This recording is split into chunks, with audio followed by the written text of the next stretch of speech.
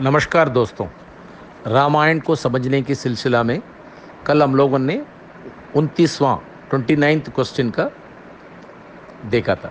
आप सबको सवाल याद होगा कि हनुमान जी लंका से वापस आने के बाद राम जी के साथ बातचीत किए, तो क्या बातचीत किए, उसकी क्या विशेषता है। दोस्तों, हम लोगों को जैसे व्यवहारिक भाषा में हम लोग आपस में बात करते रहते हैं कि हनुमान जी आए, उन्होंने सबसे पहले बोला कि सीता मैया ठीक है। मतलब इस तरीके से उन्होंने इतनी जल्दीबाजी दिखाई, वो सब चीज़ें हम लोगों की व्यवहारिक भाषा में रहती है। लेकिन वाल्मीकि रामायण के हिसाब से हनुमान जी जब वापस आते हैं और उसके बाद वो जब अपनी पूरी जो उनके उनके साथ आए हुए वानर जो भी गोष्ठी है, उनके साथ में जब राम जी को मिलते हैं, तो उसके पहले हनुमान जी अपने साथियों को वहाँ लंका में क्या क्या हुआ, क्या सब कुछ वो उनको बताते हैं। जैसे कि वो सीता मैया को ढूंढना और लंका की हर एक वर्णन, और उसके बाद उन्होंने जो है जैसे जिस तरीके से उन्होंने जो है रावण की सैन्य सैन्य और इतने सारे लोगों की हत्या की, और उसके बाद किस तरीके से उन्होंने रावण के साथ बातचीत किया और जैसे उन्होंने लंका को जलाया, ये सब बातें उनसे करते हैं। और उसके बाद वो अपनी साथियों के साथ राम जी के पास पहुंच के सब लोग उनको नमस्कार करके, उसके बाद उनके साथी हनुमान जी के साथी सबसे पहले बोलने लगते हैं कि हम जो है सीता मैया वहाँ पर है, वह जय उन्होंने अशोक वाटिका में हैं, वो इस तरीके से हैं, वो सब बातें करते हैं। लेकिन वो लोग कुछ हद के ऊपर, कुछ बातों के ज़्यादा वो बता नहीं पाते हैं, विशेष रूप से। तब वो जो है राम जी बोलते हैं हनुमान जी को, हनुमान तुम बताओ कि क्या क्या हुआ।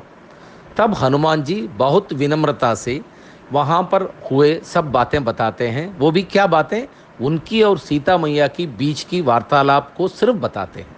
और उसमें भी सीता मैया जो राम जी और सीता मैया के बीच में एकांत में जो काकासुर के साथ हुआ था, उसके बारे में वो आंजनेय को बताती है। वो सिर्फ इसलिए है कि आंजनेय और उसके बीच में जो है वो एक, क्या कहते हैं उसको, कॉन्फिडेंस आने के लिए। लेकिन वो चीज़ें सीता मैया और राम जी की प्राइवेट बात है, उसको हनुमान जी यहाँ बिल्कुल नहीं बताते हैं सबके सामने। एक और बात, और वो राम जी को सिर्फ सीता मैया के साथ हुए बातचीत और उनकी मुलाकात के बारे में बताते हैं, ना ही वो किन किन को मारे हैं, उन्होंने लंका को जलाया, वो सब बातें बिल्कुल नहीं बताते। कल हम लोगों ने ये सवाल देखने का यही कारण था दोस्तों, कि आप अपना काम पूरा करने के बाद भी उसके बाद जिसको आप अपनी मालिक या आपसे हमसे अपने से बड़े जिसको समझते हैं, उनको आपको हमेशा ही विनम्रता से ही रहने से ही आपकी कीर्ति बढ़ेगी। वो विनम्रता से उन्होंने सिर्फ जितना उनको मतलब का बात था उतना ही बताया, कि बिना मतलब की बातें, जैसे उन्होंने इतने लोगों की वध किया, ये किया वो किया, वो क्या है, अपने साहस को खुद बताना होता है। वो क्या बोलते हैं, वो एक अपनी तरीके से अपना जो बातें जो है ना, हम लोग सब लोग व्यवहारिक भाषा में बोलते हैं अपना डब्बा बजाना, वो बिल्कुल नहीं करते हैं। कोई भी एक समझ बूझ वाला आदमी इसी तरीके से उसको अपनी जीवन की शैली में अपने अपने से बड़े, अपने से मालिक जिनको समझते हैं, उनके साथ में जिनके साथ कैसे व्यवहार करना चाहिए, यहाँ हनुमान जी ने हमें बहुत साफ दिखाया है। रामायण की हर एक घटना से हम लोगों को कुछ ना कुछ सीख मिलती रहती है। तो ये भी एक हम लोगों के लिए सीख था कि इतना बड़ा साहस का काम किया हनुमान जी ने, लेकिन उन्होंने उतना ही बात राम जी को बताया जितना से राम जी को मतलब था, और राम जी जिस जिस बात सुनने के लिए इच्छुक थे उतनी ही बातें उन्होंने बताई। तो ये था कल का जवाब। आज हमारा 30वां सवाल है, 30th क्वेश्चन। हम सब लोग जानते हैं कि राम जी ने समुद्र के ऊपर सेतु बनाया था लंका में पूरा सेना लेके जाने के लिए।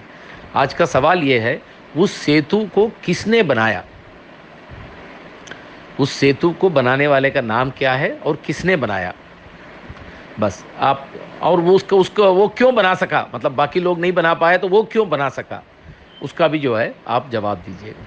अपना जवाब ज़रूर दीजिए, हम लोग रामायण की रुचि और आनंद और बेहतर ले पाएंगे।